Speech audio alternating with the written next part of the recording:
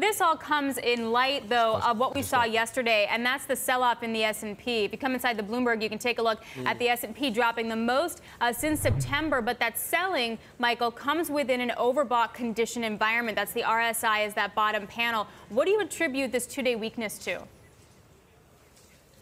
Well, I think we're coming to the end of the month, so I think we've had a very good month. I think a very good start to the year, the best start to the year since 1987.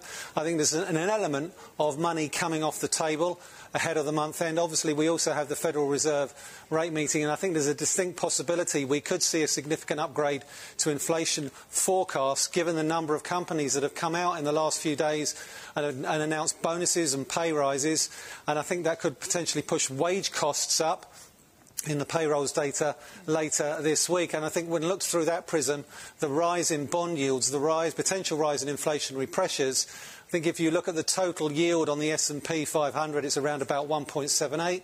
US yields are well above that at the moment, and I think there has been a little bit of what I would call, yield compression, I think, across the curve, which is prompting a little bit of profit taking in US stocks, which have had a really, really good run. So the 2.7 on the 10-year real yield up at 60 basis points, does that make you nervous and make you want to sell, or it just happens to be the case because of the inflationary data that we've seen?